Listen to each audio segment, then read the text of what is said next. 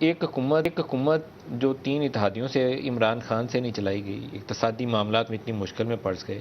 آپ تبدیلی کے بعد کیسے چلائیں گے؟ جس کے اندر 20 مختلف سٹیک ہولڈرز بیٹھے ہوں گے، اس حکومت کو کیسے چلائیں گے؟ یہ بات میں تو سمجھنے سے قاصر۔ دیکھیے، میں گزارش کروں آپ سے، میں جب 27 سال کا تھا تو میں سیاست میں آیا ہوں جی، اور میں 35 سال کا تھا اسمبلی میں آیا ہوں جی، اور اس وقت ہم 70 سال کی دہائی کی طرف بڑھ رہے ہیں۔ تو اب یہ ایک تجربے کی زندگی ہے۔ ہم بھی دیکھتے تھے کہ ایک زمانہ تھا جب سن 1973 کا آئین بن رہا تھا، اس سے پہلے عبوری آئین بنا، ملک ٹوٹ چکا تھا، پھر یہاں پر جو بچے کچھ پاکستان میں سیاستدانوں نے جس بالغ نظری کا مظاہرہ کیا، بڑے بڑے لوگ تھے، قداور لوگ تھے، ہم سوچتے تھے کہ ہم بہت چھوٹے چھوٹے لوگ جو ان کی اگلی نسل ہے ہم لوگ نا،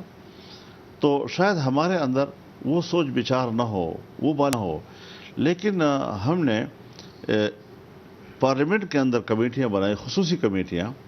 ان خصوصی کمیٹیوں نے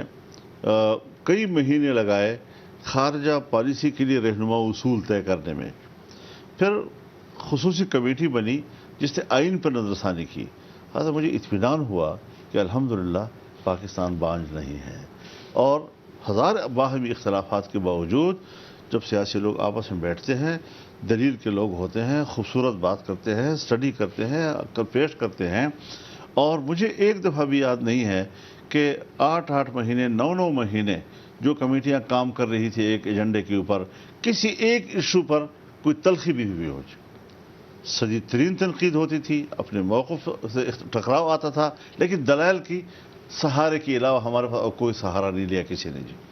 تو الحمدللہ آج بھی لوگ ہیں کہ جب ایسے حالات آئیں گے آنے والے دنوں میں کہ ملک کے اقتصاد کو کیسے ٹھیک کرنا ہے، ہم نے انتخابات کی اصلاحات کیسے کرنی ہے، ہم نے اس امانت کو پبلک کے سامنے کیسے حوالے کرنا ہے، اور آئندہ عوام کی تائید و تعاون کے ساتھ ہم بہتر پالیسیاں کیسے بنا سکتے ہیں، تو یہ ایک چیلنج تو بہت ہے، لیکن مجھے اعتماد ہے انشاءاللہ العزیز کہ جب اس قسم کے غیر ضروری عناصر کو ہم ملک کی سیاست سے باہر کریں گے تو پھر باقی بالغ نظر لوگ جو ہے وہ انشاءاللہ معاملات کو ٹھیک کر لیں۔